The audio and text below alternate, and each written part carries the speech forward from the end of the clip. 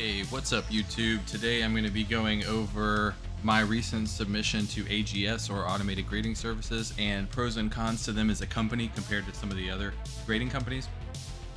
So I wanted to start off just jumping straight into pros. The first pro that I had was the price. Prices are as low as $20 per card. AGS says that for $20 they do a 30-day turnaround. Mine was closer to 42 days. I think that had to do partially to do with the holidays and to do with them being a new company. I'll get a little further into that in a bit.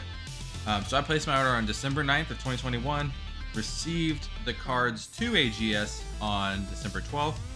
I had them graded by the 4th of January and shipped back on the 13th. I received them on the 18th, so just this past Tuesday.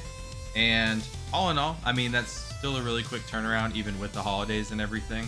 And I think there was just a couple of logistical things that I'll get into. So the first thing that I want to point out as far as the quality of the slabs goes is I love the look. One of my favorite things about CGC is that you've got this clear background behind the card, and you also get that with the AGS slab. So I really enjoyed that. One nice little small detail is on the bottom right corner of both the front and back of the cards, you have the AGS branding kind of embossed into the card there. And then you've got it on the rear as well, both times on the right side of the card. I love the way the cards look inside the slabs. They look great, they look clean, they look nice. So this is both a pro and a con for me because you can go to the site through this QR code and you can see the subgrades, and at some point you'll be able to see scans as well. So I'll get into why that's a con in just a moment. Another pro to AGS is they run a lot of promotions. They're running one this time called Family, where if you send in the slab, they would send you one back that was like a free one or just a random card. If you send in 5, they would send you 2. And I think if you sent in 10 or more, I think they sent 3.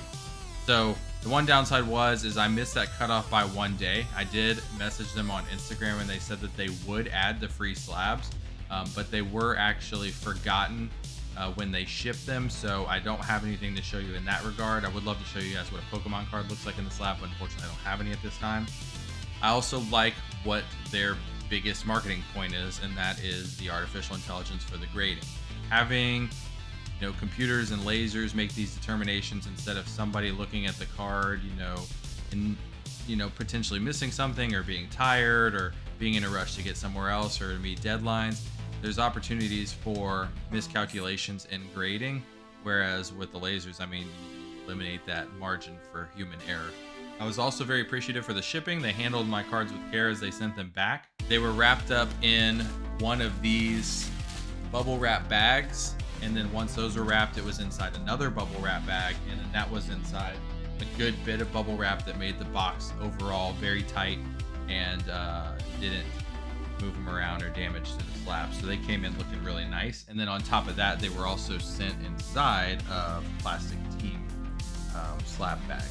That is just another added layer of protection. So I think they do a really good job getting your cards back to you. So one of the other things that I really enjoyed is that the cards don't move.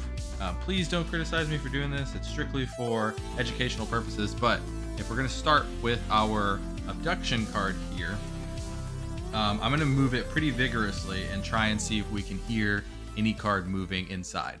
So if you look up to the left camera here, start with a kind of soft motion. Nothing.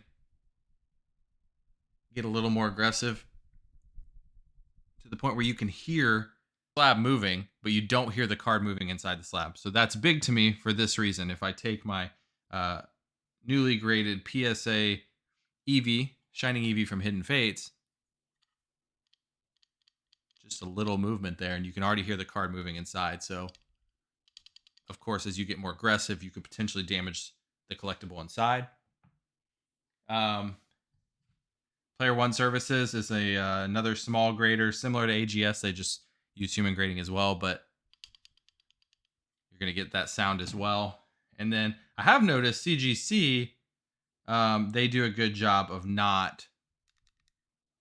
That's the label moving. The card itself isn't. So you get your label moving around, but not the card. So that's good. You're not risking any damage to the card. Furthermore on that, you get the nice look of the CGC slab looking nice and clear, but you get the stacking factor of the PSA cards. So if you want to stack them with your other collectibles, they stack really well with PSA. They also stack really well with Player One because I think Player One uses the same slabs as PSA, and then you get kind of that weird, but it still works when you add the CGC to that mix. So also something to consider as you start to build a collection of graded cards. All right, so now to get into some of the cons. They are new to the market, so the market prices and the value that you're going to gain from protecting the cards is going to be determined by consumers. That hasn't been established yet. This isn't really a concern for me because I don't have any intention of selling these cards. These are for my personal collection. So really it's just to protect them, to understand, how good the cards were. So I have a good understanding on what to send in next time, what looks good, and just to try out a new company. So I mentioned before that you're supposed to get the scans when you scan the QR code that'll show you with the laser what the errors are on the card. I still do not have those scans, so I don't know how to determine why on that Grim Reaper, for example, why I got a 7 for centering. The card was fresh out of the pack, so I knew that sending it in with corners and edges and surfaces that they were going to be good, but even still there were a couple discrepancies, so it'd be nice to actually see those images to understand what those discrepancies were, because as far as I can tell looking at it, the card looked mint.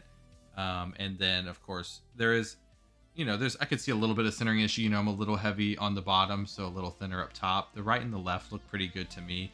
Again, I'm not a professional grader, so I can't really make that statement, but it'd be nice to see those images to see where I fell short. And then the last kind of con that I noticed was, and this is more just unfortunate, but my beautiful Piazza bird here, if you look at the description, it reads 2021 Metazoo, which is correct. Piazza bird, hollow, all that great. Cryptid Nation first edition. That's where the problem comes in. You can see there it says KS, an identifier for Kickstarter, but unfortunately for me, as you see down here in the bottom right hand corner, this is not a Kickstarter card. As much as I would like for it to be, a Kickstarter 9.5 Piazza would be pretty sweet to have in my collection. Unfortunately, this is just a standard first edition, so there was a bit of a discrepancy there. I mentioned that to the company. There was no description on what a possible correction would be. No conversation about sending the card back and getting it corrected. And that's really all I can say on that. So I don't know what to expect there. So with not having the scans, having the Kickstarter error, I don't know when I would be interested in placing another order. All in all, though, I did enjoy the service. I like the way the slabs look. I'm hoping to meet them at Collecticon in Orlando, because I'm hoping to go down to that. And then if I see them there, maybe I can see the process in person and talk to them more about, the error. Maybe even take the card with me and see if they can correct the error on site. So a couple things there, but all in all, it was a good process. The pricing was fair. The timeline was nice. The cards look beautiful. They're not moving around. I'm excited for the future with the QR codes and the scans that you can see your insufficiencies there. And then I'm really excited to just see how the AI grading gets better over time. So appreciate you checking it out. If you would, like the video, subscribe down below, turn on notifications, and let us know what you want to see next.